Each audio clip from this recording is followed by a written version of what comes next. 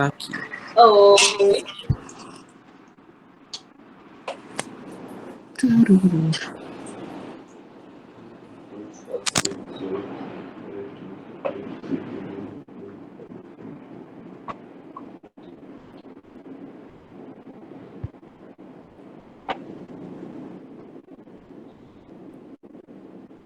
Eu estava com o áudio desligado. Boa noite. Boa noite, professora. Como é que vocês estão? Mortos depois de aula de filosofia? Meio triste. Ai, gente, bora animar, bora animar. Força! Deixa eu aumentar aqui o áudio para eu escutar bem vocês. Eu sei que está todo mundo muito cansado aqui, que é muito em cima da hora, de uma aula para outra, mas é porque hoje a gente vai ver um assunto muito importante, gente, que cai muito no Enem.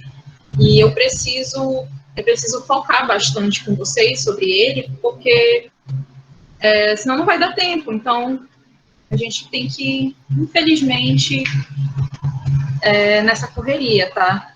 Então, eu peço muita compreensão de vocês também, para que vocês aguentem, tá? Tomem um cafezinho, mas estejam aqui até o final. Fiquem atentos, por favor. Tá? Vou compartilhar a tela aqui com vocês.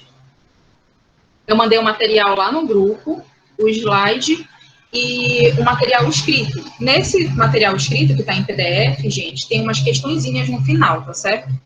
Sobre Roma. Várias questões do Enem, inclusive. Aí eu vou mandar o gabarito para vocês depois, tá? Qual era a outra coisa que eu ia falar? Não esqueci do material de Grécia, tá, gente? É porque ainda não tive como enviar, mas já já ele vai estar com vocês também.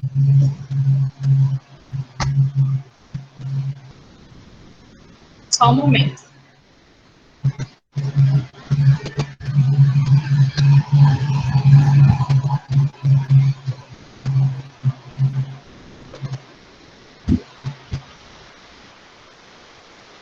Tá aparecendo aí, pessoal?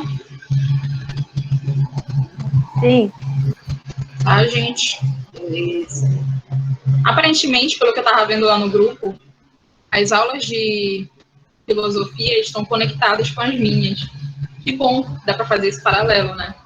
Esse link entre os dois conteúdos, que de forma alguma se separam.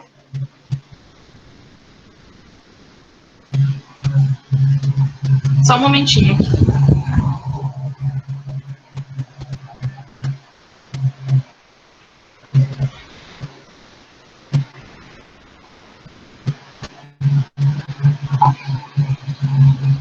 Tá.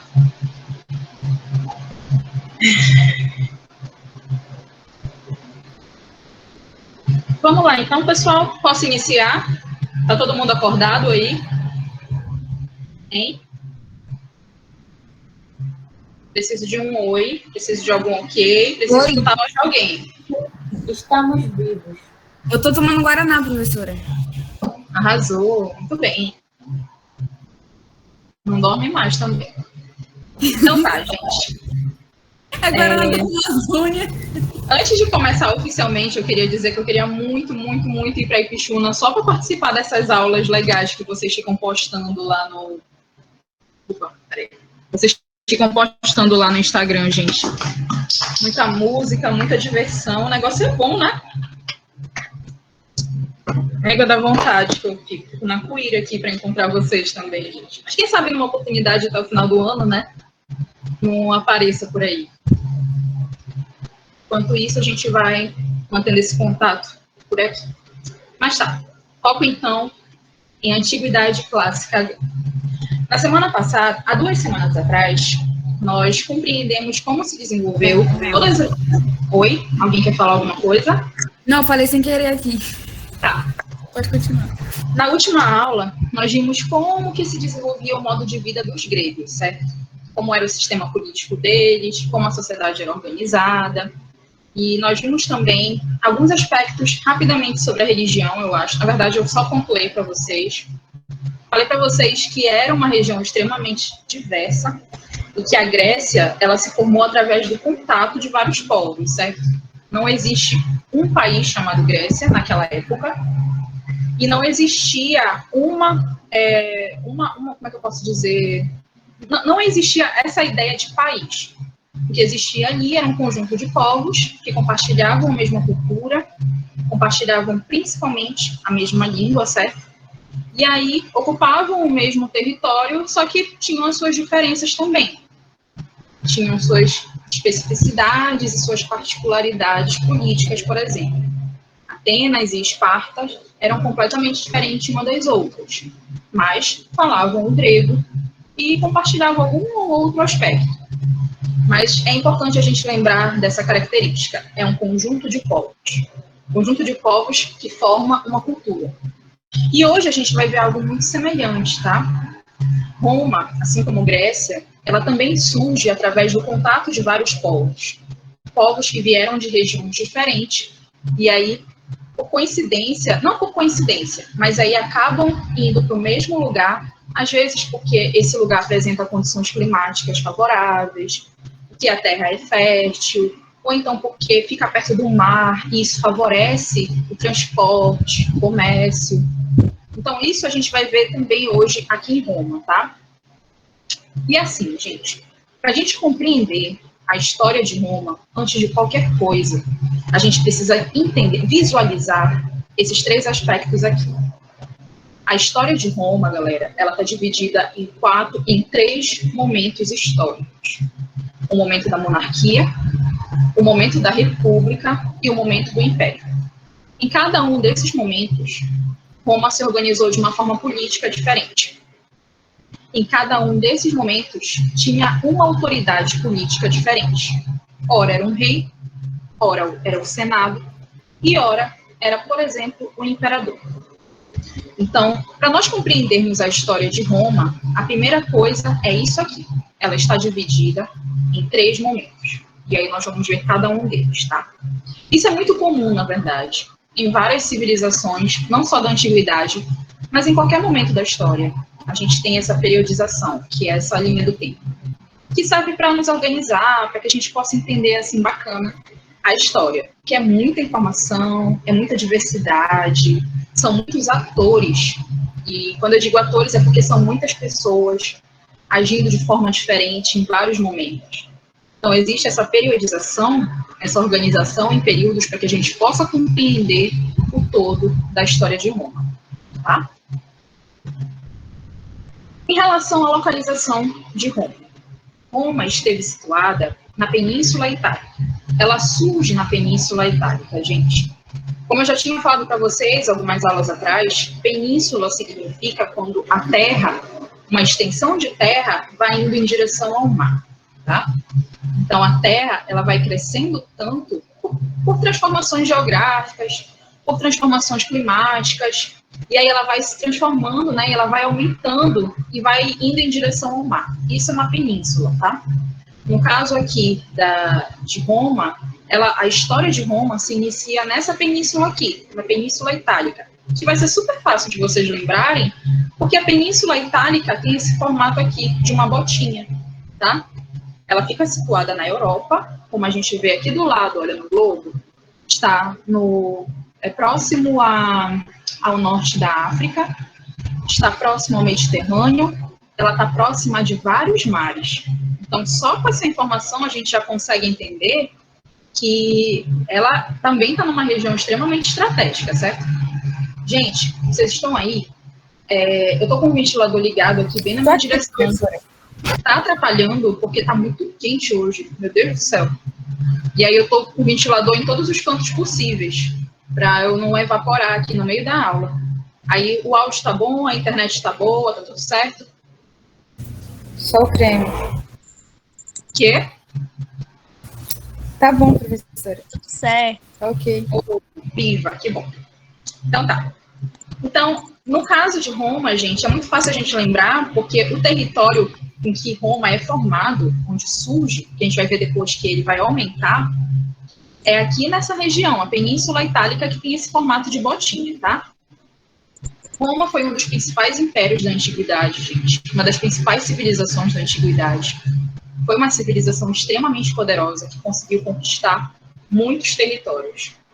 E aí, por todo o território de Roma, foram difundidos elementos, por todo o território de Roma não, mas por toda a Europa, e até mesmo aqui no nosso país, e em todo o mundo, foram difundidos vários elementos da cultura romana, como, por exemplo, o latim, que é a nossa língua. O que a gente fala hoje deriva do latim, que surgiu aqui nessa região, aqui nessa civilização. Nós temos o direito, a forma como nós construímos as leis, a forma como a gente entende a política, ela é uma mistura de cultura grega e cultura romana, mas principalmente romana, gente. E a outra influência também que existe é em relação ao cristianismo, gente. O cristianismo, ele é uma religião que vai surgir justamente aqui, na história de Roma. E a gente vê atualmente o quanto que é uma religião extremamente poderosa. Ao longo da história todinha, na verdade, a gente vê o quanto que o cristianismo foi uma religião e é até hoje extremamente poderosa, tá? Então, aqui está a localização.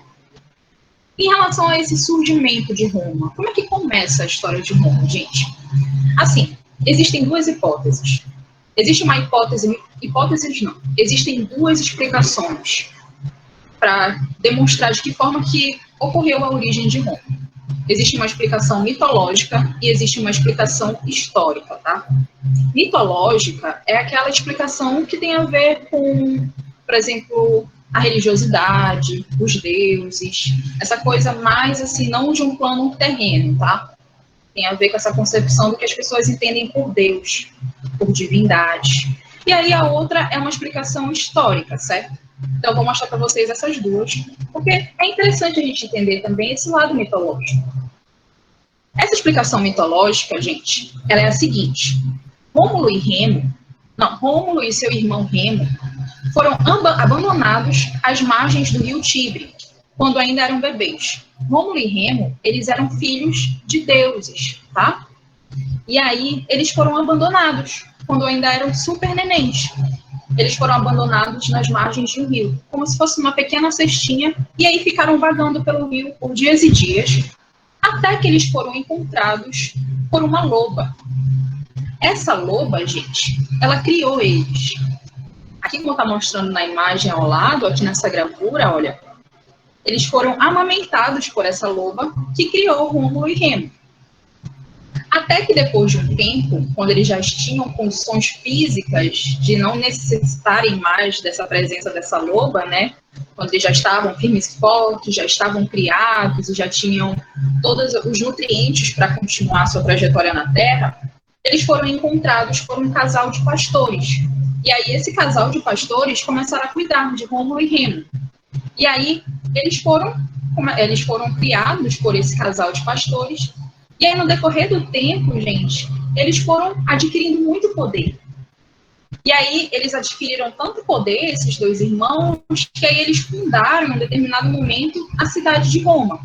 Fundaram uma cidade, e aí eles deram o nome de Roma, que surge justamente do nome desses dois irmãos, tá? Então, essa aqui é a explicação mitológica em relação à história de Roma, como a história de Roma se inicia, certo? Eu acredito que alguém já tenha escutado falar, que é uma história bem conhecida, né? Mas quem não escutou também já fica aí o aprendizado, certo? A explicação histórica, ela já é um pouco diferente.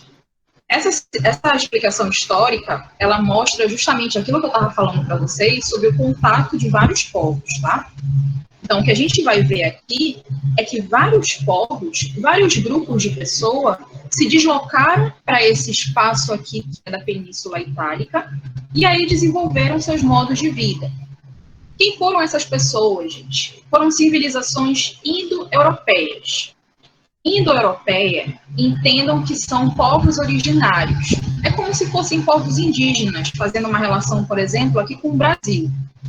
Então, esses povos, eles vieram aqui da Ásia Central, mais ou menos onde está essa partinha amarela, tá? Vieram daqui em direção à Península Itálica. E aí eles se estabeleceram ao longo da península inteira.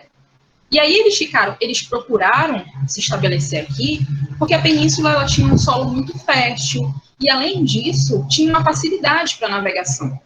além dela estar justamente perto do mar Mediterrâneo, que é o que eu sempre estou falando para vocês, mar Mediterrâneo aqui nessa época é uma coisa muito rica, cara. Você tá morando aqui nas margens desse mar, tu tem as condições todinhas para dominar o mundo, tá, gente? Então, além disso, além da península estar situada nessa região, ela tinha vários rios muito importantes aqui dentro. E um desses rios mais importantes era o rio Tibre. Então, essas pessoas elas vieram para cá justamente porque tinha um solo fértil e era uma região que favorecia o comércio marítimo. Tá? E aí, quem foram esses povos? Os principais deles foram os sabinos, os úmbrios, os ecos, os oscos, os samnitas, os latinos e os etruscos. Os dois principais desses aqui foram os latinos e os etruscos. Esses aqui vocês precisam lembrar muito, tá, gente? Então, se quem tiver com a apostila aí em mãos, a apostila que eu mandei lá no grupo, faz uma marcação aqui, porque eles são grupos importantes para a história de Roma, tá? Os latinos, porque... Deixa eu mostrar aqui para vocês, por exemplo. Justamente aqui, através dos latinos, que vai ter uma influência muito forte da cultura deles, e os etruscos, porque eles também vão exercer uma influência muito forte de suas culturas. O que acontece aqui é que nós vimos que tem vários povos, certo, na península, só que os etruscos, eles conseguiram unificar toda essa região. Eles impuseram os seus costumes sobre todos os povos que estavam aqui. Ou seja, todos os povos tiveram que seguir os costumes dos etruscos, tá? Não só os costumes deles, não significa que a nossa vida é influenciada só por uma pessoa ou só por um grupo de pessoas. Mas a influência deles, dos etruscos, foi primordial. Porque eles impuseram os seus costumes e, além disso, gente, eles unificaram os vilarejos em torno de uma grande cidade, que foi denominada justamente a cidade de Roma. Então, eles unificaram tudo isso aqui, tá? E aí criaram uma cidade extremamente importante, que é o que é a cidade que nós estamos, é a cidade de Roma, que posteriormente se torna uma grande civilização, tá? Eu trouxe esse quadro aqui ele foi feito por um amigo meu, que ele também é professor, tá, gente? Mas eu achei super interessante, porque mostra o povo, a localização desse povo e as contribuições desses povos para a civilização romana, para a construção da cultura romana. Então, por exemplo, nós temos os etruscos, que eles estavam situados no norte daquela península, e aí as contribuições que eles tiveram foi, por exemplo, o militarismo e a urbanização. São duas características fundamentais, gente. Já dá para marcar aí. Militarismo e urbanização são dois elementos que marcam a cultura romana. A gente vai ver isso logo em seguida, tá? Os italiotas, que eram os outros grupos, latinos, sabinos, eles habitaram a região central da península e a influência deles foi o idioma. Por isso que é latim, porque vem dessa influência dos latinos, sabinos, que são os italiotas. E a influência dos gregos, que também tiveram espaço ali naquela região. Eles estavam no sul da Península Itálica, e a importância deles, a contribuição deles, foi em relação à arquitetura, à religião e ao sistema político, tá? Então, Grécia foi muito grande, e aí Roma também se torna uma civilização muito grande, gente. Só um momento. Deixa eu deixar. Peraí. Tô vendo as mensagens de vocês aqui no grupo. Todo mundo triste, porque uma aula aqui em cima da outra. Ô, gente, me deem essa moral, por favor. Não desistam de mim. Mas sim, continuando. Então, a gente viu aqui as influências de todos esses povos, tá?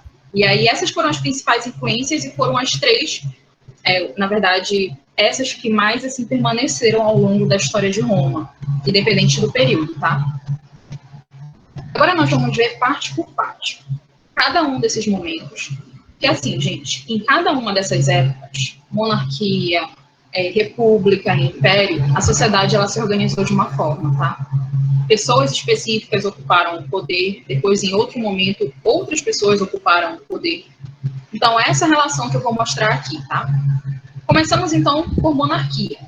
A história de Roma se inicia através de uma monarquia. O que é uma monarquia? Só para a gente entender. Monarquia é justamente essa presença de um rei. Um rei domina determinado espaço e esse rei ele concentra todos os poderes em suas mãos.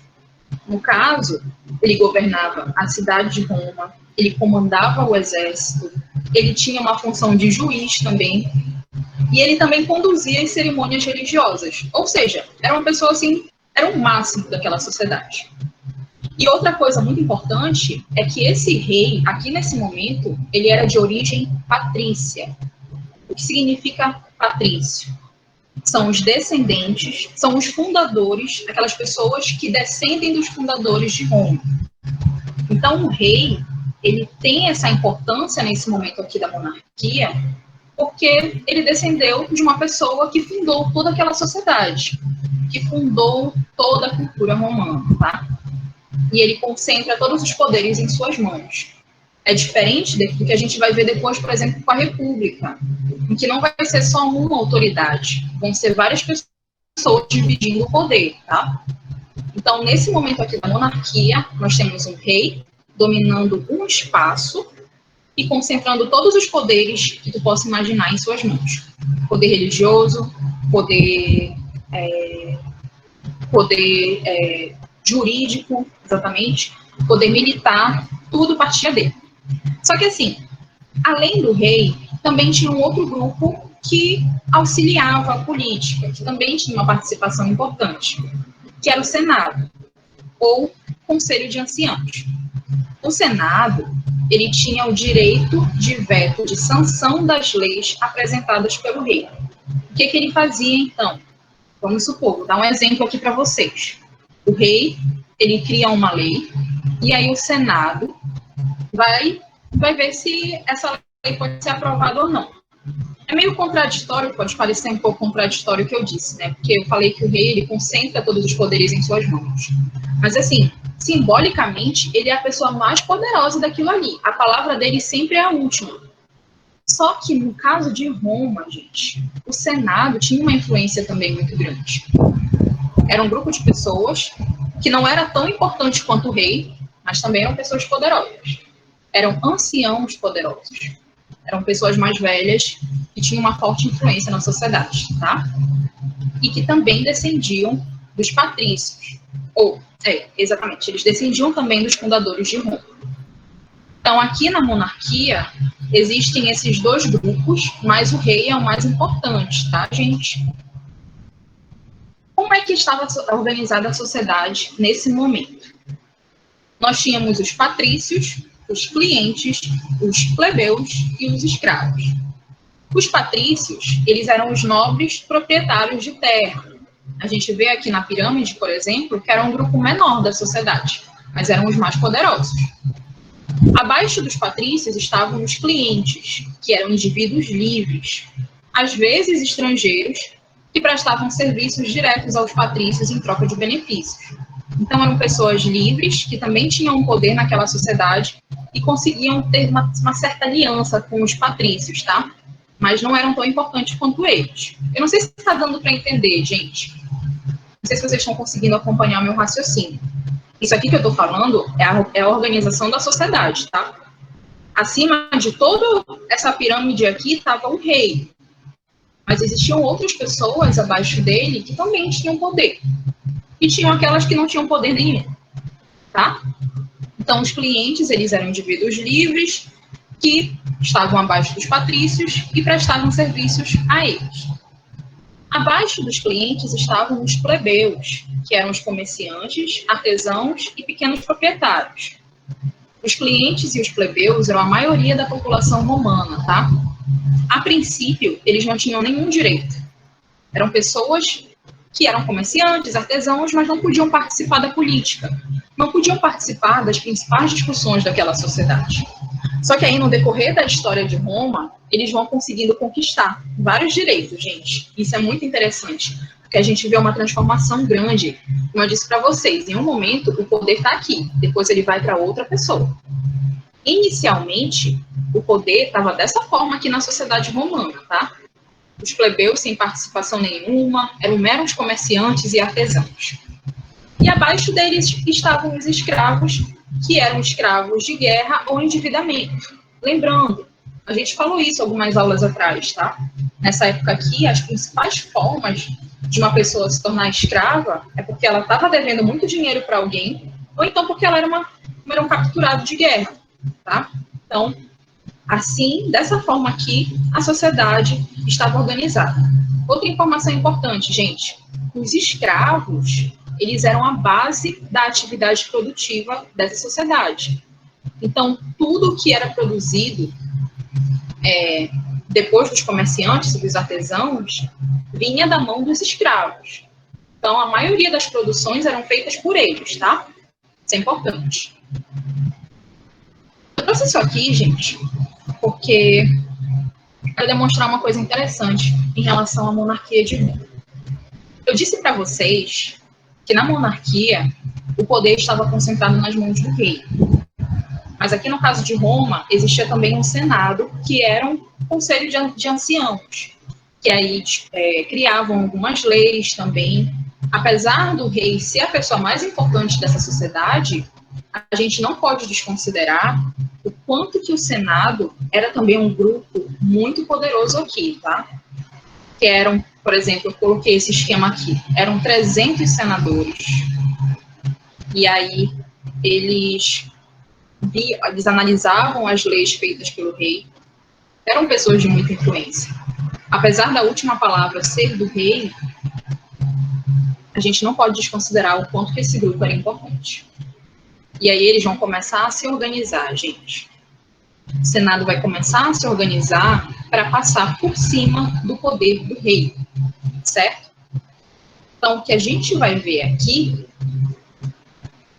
é que, no decorrer do tempo, dessa história da monarquia, nesse primeiro momento da monarquia de Roma, o Senado ele começa a se articular. Começa a se articular para anular o poder do rei. Muita gente que tinha no Senado, galera. Então, era difícil um rei, no final das contas, acabar competindo. Essas pessoas, elas começaram a se organizar. Elas também queriam ser tão poderosas quanto o rei. E elas só iam conseguir isso tirando o rei do caminho delas. E foi o que aconteceu. Os patrícios romanos, que eram as pessoas que ocupavam o Senado, elas depuseram o último rei romano, que foi Tarquínio. E aí eles fizeram uma grande transformação no sistema político de Roma. Eles implantaram um novo sistema de governo, que era inspirado, inclusive, no modelo grego, que era uma república. Ai, gente, desculpa, esqueci de coisa no seu. Vocês estão aí? Estão vivos? De vez em quando, gente, eu vou ficar perguntando para vocês, porque vocês estão muito em silêncio. Peraí. Sim. Então tá. Então a gente vê aqui que o Senado ele consegue tirar o rei do poder, consegue tirar o rei do caminho deles, e aí eles organizam um novo sistema de governo, que é a República. E aí na República, quem toma o poder agora é justamente esse grupo de anciãos, esses senadores. E aí o Senado passa a se tornar o principal órgão da política romana. E aí inicia, então, um novo momento, que é o momento da República. República, gente, significa coisa pública.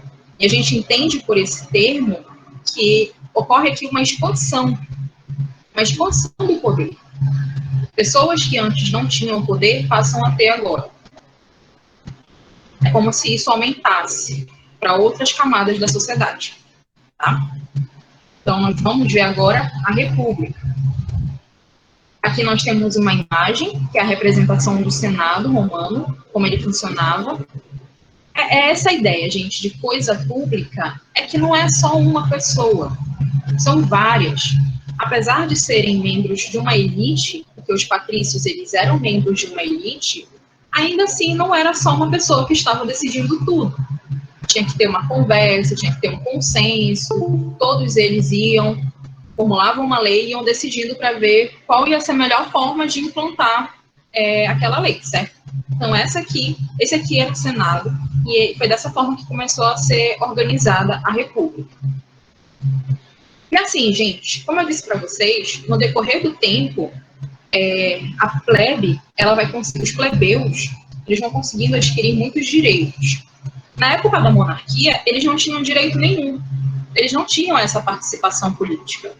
Mas eles estavam almejando isso. E assim como o Senado se articulou, assim como todos os membros do Senado se articularam para conseguir tomar o poder, os plebeus também tinham esse poder de organização. Então, os plebeus começaram a se organizar também para exigir seus direitos, para exigir uma participação. Afinal de contas, gente, era muita gente, era muito plebeu. Eles eram a maioria da sociedade. Então, eles começaram a exigir, cara, a gente ocupa a maior parte de Roma, nós somos a maioria das pessoas aqui, então a gente merece também participar das decisões. Nós merecemos ser escutados. E aí eles começam a lutar. E após muitas lutas, eles vão conseguindo conquistar alguns direitos. Eles começam a se recusar a trabalhar e a lutar nas guerras. Que assim, gente, eles eram os principais, depois tinham os escravos, e os plebeus também eram importantes trabalhadores naquela sociedade. A diferença deles para os escravos é que os plebeus eram livres, tá? Então, eles não eram obrigados a trabalhar com alguém. Eles faziam aquilo porque eles precisavam sobreviver. Mas eles tinham forma de ascender socialmente. Eles podiam enriquecer, ser diferente de um escravo, por exemplo. E aí, os plebeus, eles trabalhavam muito nas guerras. Eles trabalhavam muito para o exército. E às vezes eles eram super explorados nesses espaços. E aí eles começaram a se recusar a trabalhar e a lutar nas guerras. E através dessa, como se fosse uma greve, gente. É como se eles tivessem começado a organizar várias greves. E através disso, não vão colocar na prova que eles fizeram greves, não foi isso. Mas eles começaram a se recusar a trabalhar e a lutar nas guerras. E se aquela maioria da sociedade, que é fundamental para o exército, deixa de trabalhar no exército, então a sociedade fica vulnerável. Então eles foram estratégicos. Não, bora deixar de ir para a guerra, não vamos para o exército, que aí eles não vão ter para onde correr. Eles vão ter que dar alguns benefícios para a gente. E aí, com isso, eles conseguiram conquistar uma série de direitos. O fim da escravidão por dívidas, a permissão de casamento entre plebeus e patrícios. Gente, isso é muito importante, porque mostra que é possível agora uma mobilidade entre as classes, coisa que não é possível na monarquia, por exemplo. Além disso, eles também passam a ter acesso aos cargos de sacerdotes. E o mais importante de tudo, eles conseguem fazer o primeiro código escrito de leis romanas, em 450. É chamada a Lei das 12 Tábuas, que garantia a igualdade jurídica a todos os homens livres daquela sociedade. Então, através das lutas dos plebeus, é instaurada, então, essas leis das 12 tábuas, que traz essa liberdade, essa igualdade jurídica a todos os homens livres da sociedade. Mas essa liberdade era mais no papel, tá, gente? Na prática, a gente sabe que as coisas elas são sempre muito diferentes. Mas ainda assim, foi um ganho muito, muito grande para aquele grupo de pessoas, que antes não tinha direito nenhum, e agora eles conseguiram. E sem contar que eles conseguiram eliminar, por exemplo, a escravidão por dívidas. Então, muitas pessoas deixariam de ser escravas e poderiam, por exemplo, participar do exército agora, poderiam casar com os patrícios, poderiam ascender socialmente, entenderam? Por isso que foram vitórias muito importantes. Aqui está uma imagem da Lei das 12 Tábuas, eram placas de bronze, tá, gente? Interessante isso. No momento da República, outra característica da época da República de Roma é em relação às conquistas. Inicia, nesse momento aqui, um processo de expansão territorial. Ou seja, antes, na monarquia, a ideia era só ficar aqui. Roma só era nessa parte aqui. Mas aí, com a República, começa a surgir essa ideia, não, a gente precisa crescer. A gente precisa conquistar novos territórios, a gente precisa ter mais poder dominando outras pessoas, outras culturas.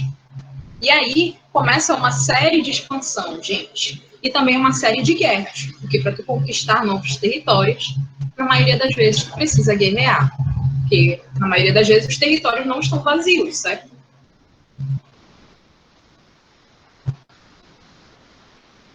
Eu espero de verdade que vocês estejam anotando as informações que vocês acham importantes. Porque esse assunto, a galera cai muito no Enem. Sério. Inclusive, as questões que eu trouxe para vocês nos materiais são questões do Enem, tá?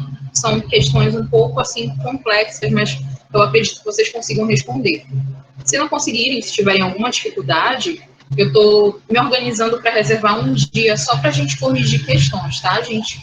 Estou organizando nosso calendário, eu acredito que isso vai ser super possível, e aí vai dar para a gente tirar várias dúvidas que surgem durante a resolução de questões, tá? Mas, enfim, prosseguindo aqui. Nós temos um momento, então, o início de uma expansão territorial. E aqui na República, essa expansão ela ocorre em 2 etapas. A primeira etapa é com o domínio de toda a Península Ibérica, a partir do século IV a.C. A Península Ibérica, gente, é onde está situado o que hoje se compreende por Portugal e Espanha, por exemplo. Então, começa a se estender para essa região. E aí, a segunda etapa da expansão é com as Guerras Púnicas. Essas guerras, elas são muito importantes. As Guerras Púnicas foram uma sequência de guerras, de conflitos, que aconteceram com a cidade de Cartago. Cartago, gente, era a outra civilização nessa época aqui que era muito importante, era muito grande. A gente não teve a oportunidade de ver por conta do tempo, mas Cartago era uma cidade da civilização fenícia. Os fenícios, eles eram foi uma civilização que desenvolveu muito bem as suas navegações, eles cresceram muito através do comércio marítimo. E aí, através desse comércio marítimo, eles construíram muitas cidades ao longo do Mediterrâneo. E a principal cidade que eles fundaram foi Cartago. Cartago cresceu muito, gente. Foi uma das principais civilizações daquela época ali. E aí existiram vários conflitos entre Cartago e Roma por conta dessa expansão. Só que aí Cartago perdeu para Roma. E através dessas guerras, Roma conseguiu crescer mais ainda. Olha, aqui no mapa a gente consegue visualizar onde era Cartago, qual era a extensão de Cartago, né? E aí, olha só, antes Roma era só aqui na Península Itálica e agora se expandiu para toda essa parte aqui. Então já está crescendo, crescendo, crescendo, mais gente entrando nessa civilização, certo? Então, lembrem-se disso aqui. O processo de expansão, ele começa nessa época, tá, gente? Porque na monarquia isso não era o foco, gente. Não era o foco tu tá fazendo com que o império crescesse, com que a monarquia crescesse. O rei, ele não estava preocupado com isso. Essa preocupação, ela vai surgir aqui. Talvez porque no decorrer do tempo as pessoas elas vão enriquecendo mais, vão conseguindo mais poder. E aí não é suficiente ficar só no mesmo lugar. É necessário crescer, ir para outros territórios, conhecer novas culturas e dominar essas culturas também, tá? Só que assim, a partir do momento, é uma espada de 2 gumes, gente. Na verdade, acho que a frase nem é assim. Mas finjam que o ditado é desse jeito, tá? Então, a partir do momento em que tu está expandindo, tu está conquistando novos territórios, o território ele cresce, ele começa a crescer. E aí, junto com isso, aumenta também a responsabilidade dos governantes. Porque são maiores fronteiras para cuidar. Eu sempre falo isso para vocês, gente. Então, tu tem que estar reparando mais fronteiras, tu tem que estar construindo fortalezas para que o teu território não seja invadido por outros estrangeiros, não seja invadido por pessoas de fora. Então, tem que começar a ser super estratégico com isso, tá? E aí, lembrem-se que por conta disso, por conta dessa expansão, isso pode acabar trazendo alguns problemas para o governante. E foi o que aconteceu aqui com Roma. Essa expansão, ela começou a crescer tanto que chegou um momento em que isso foi trazendo uma certa crise para os governantes. Eles não estavam mais conseguindo dar tanta conta assim. E além disso, gente, foi surgindo muitas desigualdades sociais. Como assim, professor? Apesar de dos plebeus terem conseguido muitos privilégios, terem conseguido muitos direitos nessa época aqui, eles ainda continuaram sendo muito discriminados na sociedade. Eles não tinham condições de vida muito boas. E os plebeus, eles eram a maioria da sociedade. Então, se a maioria não tinha condições favoráveis de vida, condições boas de vida, logicamente que essa maioria vai se revoltar. Então, apesar deles terem conseguido alguns direitos aqui e ali, que foram importantes para eles, só que não era o suficiente. E ainda assim, eles ainda continuaram muito à margem da sociedade. E aí, no decorrer do tempo, eles começaram a se revoltar. Começaram a organizar muitas revoltas, gente. Porque estavam ocorrendo muitas desigualdades sociais. Poucas pessoas estavam concentrando muito poder em suas mãos. E aí, muitas outras, o restante da sociedade, ficava à margem, tá? Então, o que acontecia aqui? Os plebeus, eles lutavam por melhorias em suas condições de vida. Mas os patrícios, que eram aqueles que estavam acima deles, defendiam a manutenção de seus privilégios. Manutenção dos seus privilégios significa tu fazer de tudo para que tu não perca os teus privilégios. E também para que outras pessoas não consigam os mesmos privilégios que tu tem. Se eu sou rica, eu vou querer sempre enriquecer mais. E para eu enriquecer mais, outra pessoa vai ter que perder dinheiro. Então, a tendência é essa, gente. Um vai crescendo e o outro vai diminuindo. É aquela história que todo mundo já conhece, o de cima sobe e o de baixo desce. É exatamente isso que acontece aqui, galera. Então, os patrícios, eles foram acumulando, continuaram acumulando muito poder, certo? E os plebeus, eles estavam sendo super explorados. E eles não estavam conseguindo crescer. E isso acabou gerando muita agitação social. Começou a ocorrer muitas revoltas sociais em Roma, na República, tá? E as instituições políticas começaram a entrar em crise.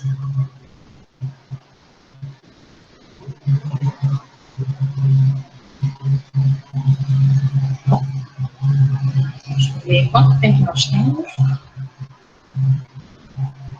Ótimo. Vai dar tempo de eu trabalhar tudo com vocês. Que bom. Sim. Eu gosto muito de história de Roma, gente. Gosto muito mesmo. Tá. Outro elemento importante. Além dos plebeus, outro grupo começou também a se revoltar, gente, que foram os escravos.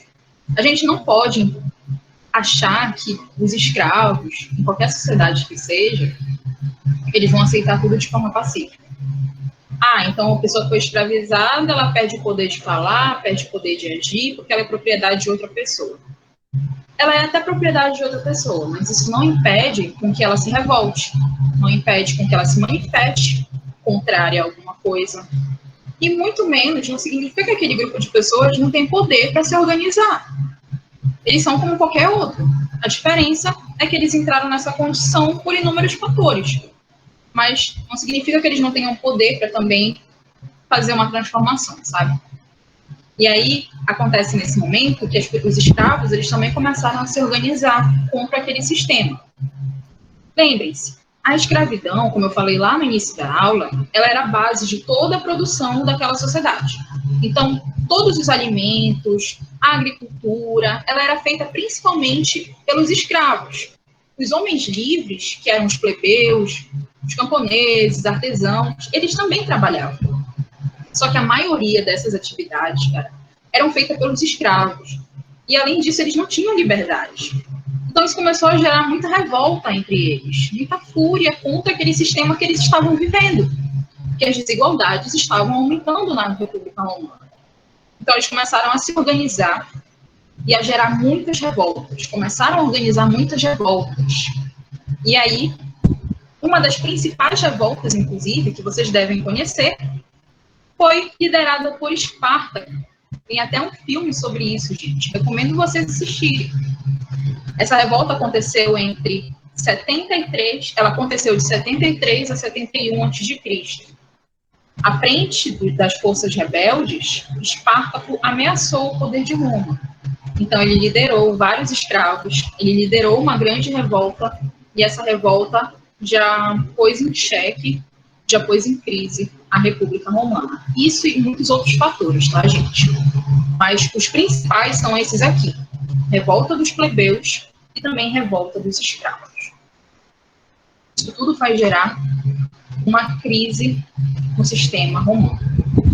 E aí, lembrem-se, os plebeus, eles eram homens livres, tá? E lembrem-se que os plebeus, eles trabalhavam muito no exército. Eles eram as principais pessoas convocadas para irem lutar, para ir para a guerra. Então, apesar deles não serem tão importantes quanto os patrícios, eles eram uma quantidade de pessoas muito grandes que tinha muito poder para se organizar, sabe? E acontece que, através dessas guerras, apesar de todas as críticas que eles faziam a essas guerras, e de toda a exploração que acontecia com eles nos exércitos, eles começaram a tirar algo bom desses conflitos, desse trabalho deles nos exércitos.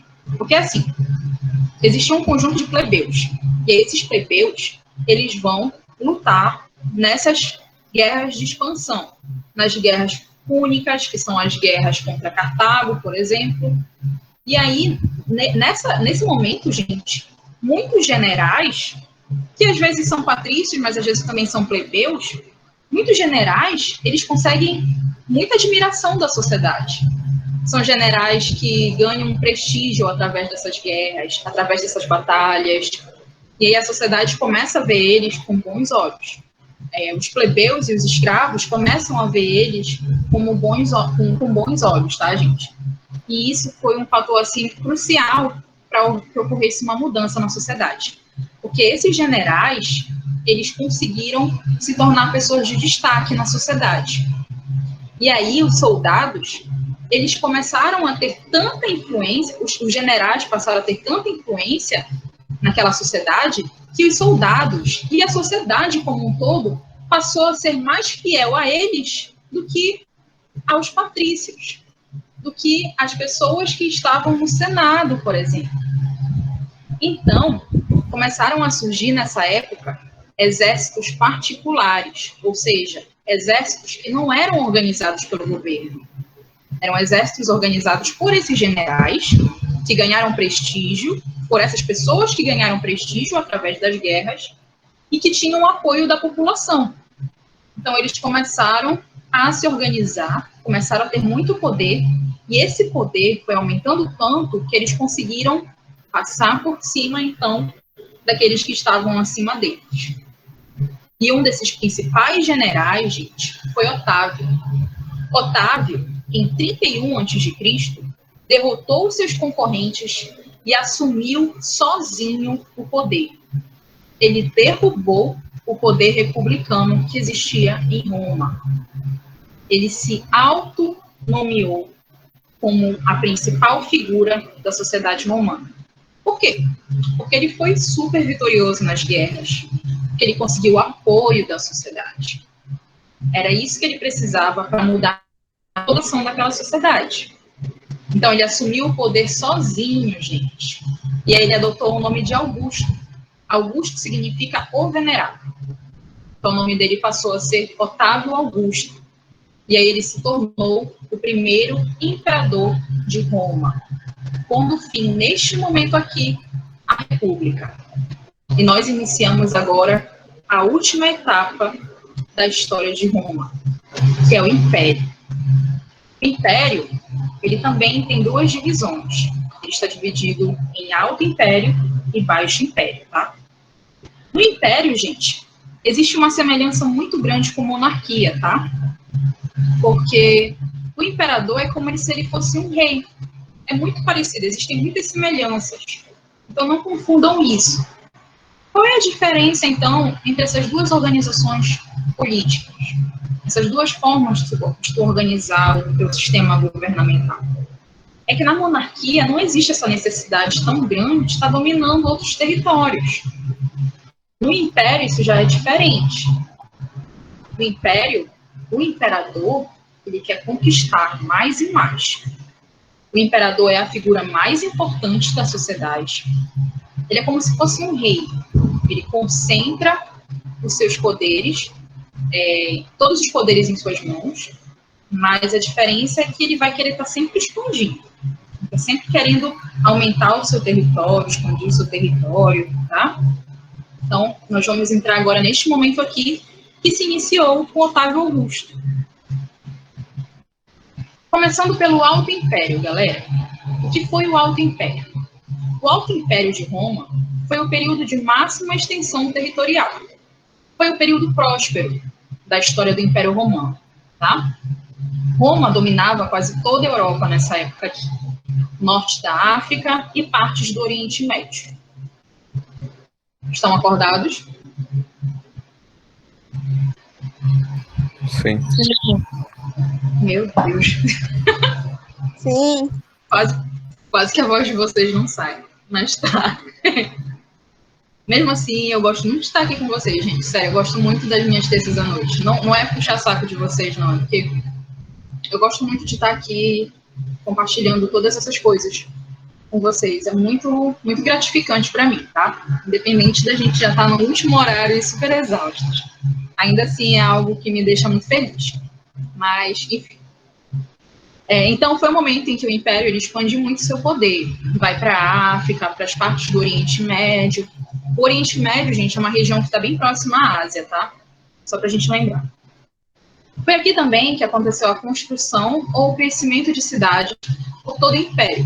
Ou seja, ocorreu uma urbanização. Então, vão surgindo muitas cidades, vão sendo construídos sistemas de abastecimento de água, esgotos e ricos prédios públicos. Teve uma época, lá em Belém, porque eu não estou em Belém, estou em Ananindeua, que lá em Belém teve uma exposição do Império Romano.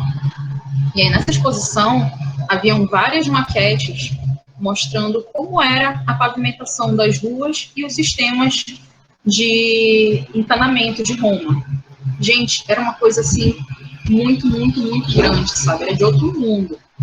A forma como eles construíam, como eles pavimentavam as ruas, era grandioso demais. Então, tudo acontece nesse momento aqui, tá? Nesse mapa, a gente consegue ter uma dimensão da extensão do Império Romano. Então, o que antes estava aqui na Península Itálica, agora já estava por todo esse território. Imaginem só o trabalho que não dava para cuidar dessas fronteiras, como eu falei para vocês ainda agora. Era muita coisa para dar conta, era muita coisa para proteger. O imperador, ele tinha muito poder, ele tinha muito prestígio, mas em compensação ele também tinha muita responsabilidade, né? E olha só, o tanto de coisa. Era Mesopotâmia, era África, era tudo isso aqui, gente. Vamos ver um pouco aqui da cultura e da religião. Falei tanto de política para vocês, bora ver esses dois aspectos aqui. No início da aula eu disse para vocês que Roma teve uma forte influência da cultura grega, tá? E isso foi percebido em vários aspectos, como a arte, pintura, arquitetura, mas também teve influência na religião. Os romanos, nessa época aqui, na verdade a maior parte da história de Roma foi politeísta, eles eram politeístas, e aí vários dos seus deuses, eles surgem através justamente dessa cultura grega. Então, Zeus era Júpiter, na cultura romana, Atena era Minerva, Ares era Marte. Tá aqui, gente. Havia essa semelhança, tá? Outro aspecto da cultura romana era a língua. A língua romana era o latim, que depois de um tempo, através dessa expansão, se espalhou pelos 4 cantos do Império, dando origem, na Idade Média, a vários idiomas, gente. Ao português, ao francês, ao italiano, ao espanhol. Então, olha só, era muito território sendo conquistado. No decorrer do tempo que tu vai conquistando esses territórios, tu vai levando a tua cultura para lá também. Acontece essa troca. Então, o latim, ele se espalhou por toda essa região aqui. E, posteriormente, para outras partes do mundo também. Então, são essas influências aqui em relação à cultura, tá? trouxe esse gráfico aqui para demonstrar que o Alto Império foi o apogeu de Roma. De todos esses três momentos que eu falei para vocês, o apogeu acontece nesse momento aqui, tá? A expansão territorial muito grande. Outro aspecto desse momento aqui, a política do pão e circo e a Pax Romana. O que foi a política do pão e circo, gente? A nobreza realizava inúmeros festivais, concedia feriados e distribuía alimentos para manter a população calma e obediente. Ou seja, o governo ele trazia várias formas de lazer e várias também formas para que a sociedade ela pudesse, de certa forma, obedecer ao governante, pudesse não se rebelar contra alguma política feita pelo governo. Então, era uma estratégia de controle, tá, gente? E uma das principais coisas que era feita nessa política do pão e circo era o combate de gladiadores, que é uma coisa muito comum, que a gente conhece muito, a gente vê muito nos filmes isso. E aí, através disso, através de todo esse momento que a gente está vendo aqui, de apogeu, a gente vê, então, a gente percebe uma Pax Romana, significa paz romana. Paz romana, esse período, é um período de tranquilidade, com o fim das guerras internas e a desaceleração dos conflitos internos. Então, foi um momento em que, através da política do pão e circo e através de muitas outras estratégias, o governo, a sociedade passou por um período de muita tranquilidade, tá? Então, em relação ao Alto Império, a gente precisa compreender esses principais fatores aqui, tá, gente? Muita expansão territorial, muita tranquilidade na sociedade, e é isso. Em relação ao Baixo Império, a gente já vê o oposto. Acontece o oposto do Alto Império. O que acontece aqui é um período de crise do Império Romano. Por que essa crise acontece? Apesar do Império Romano ter crescido muito durante todo esse tempo,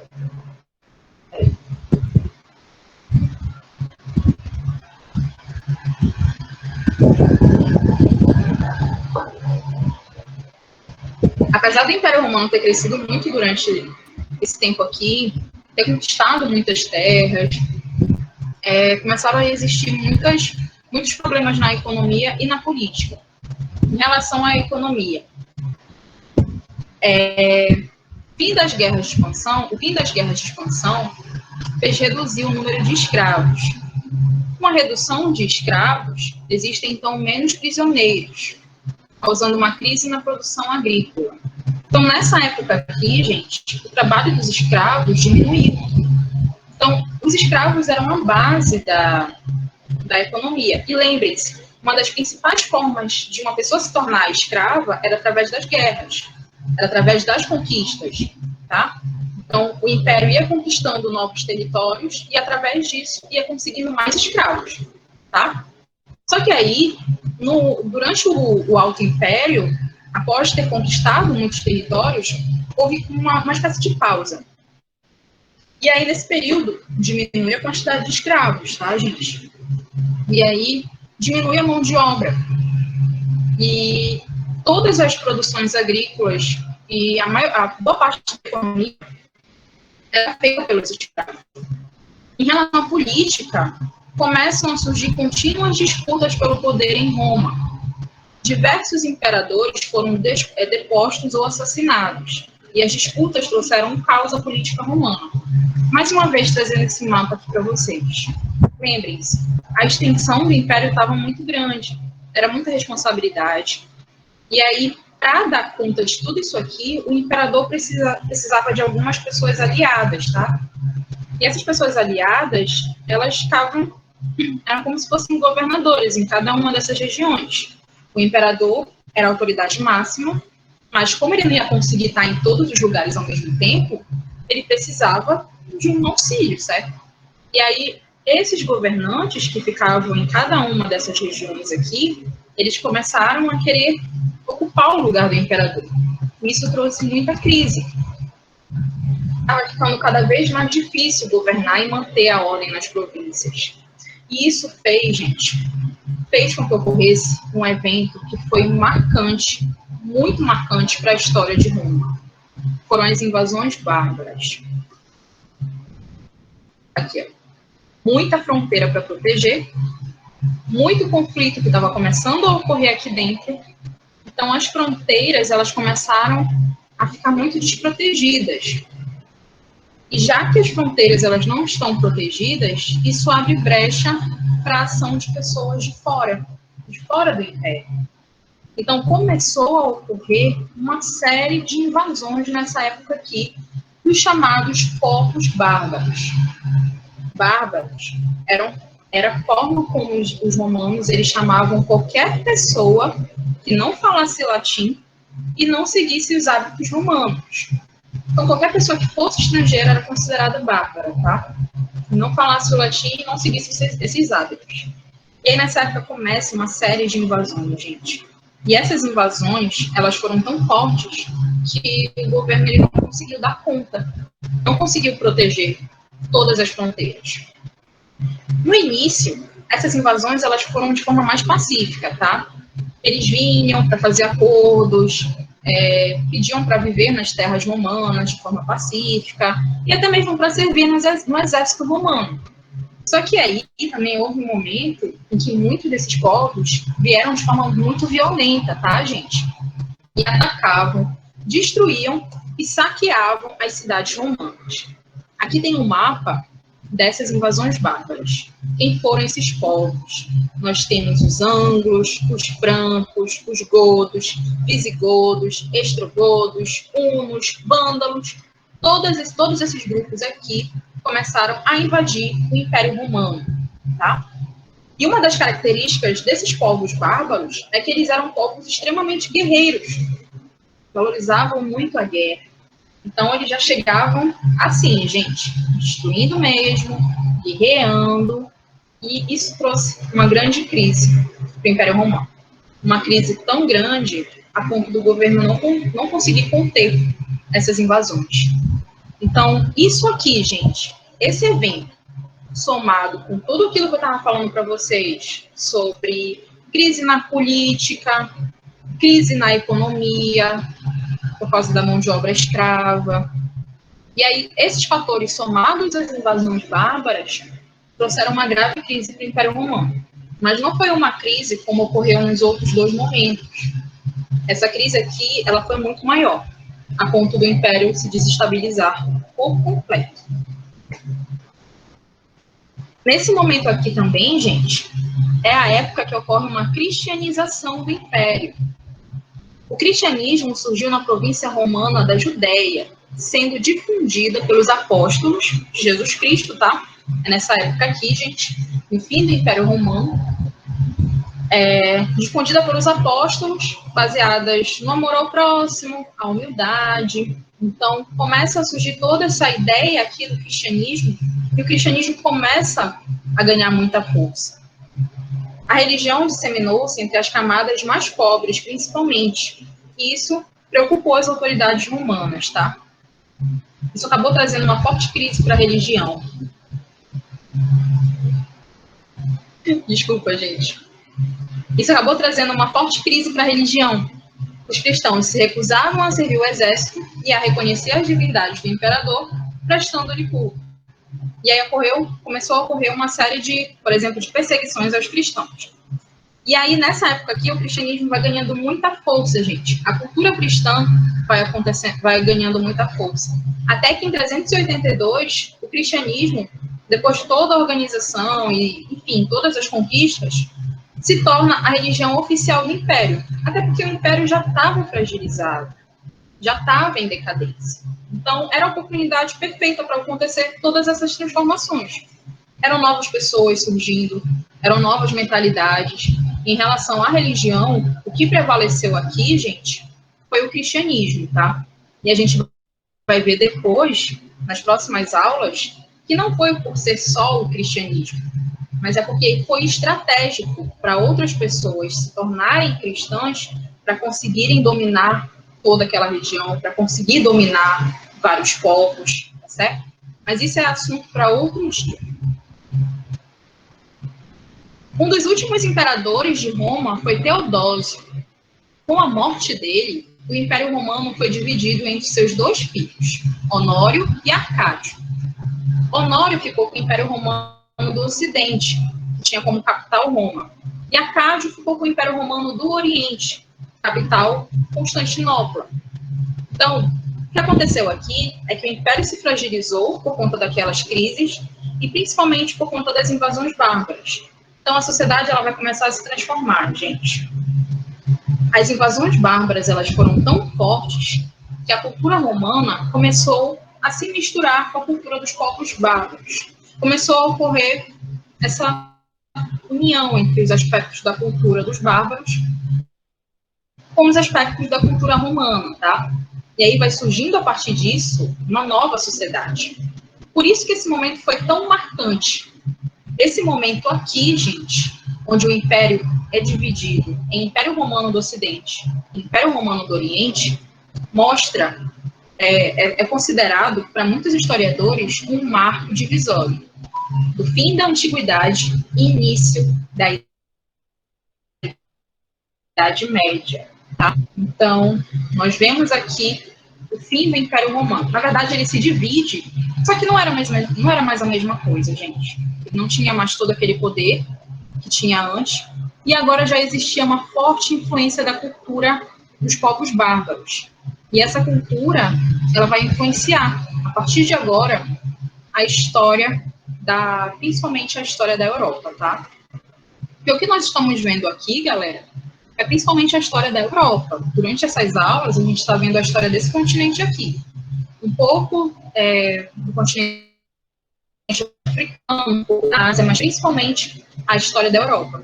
Então, a partir desse momento, essas sociedades europeias, elas vão se transformar através das influências da cultura dos povos bárbaros, com a cultura dos povos romanos, e também por conta dessa forte cristianização da sociedade. E aí nós temos, então, o fim da Antiguidade e início da Idade Média. Tá? Finalizamos aqui, então. Será que ainda tem alguém online me escutando? Sim.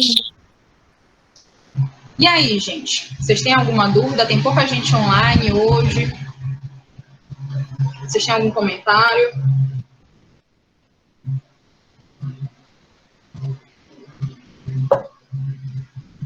Hein?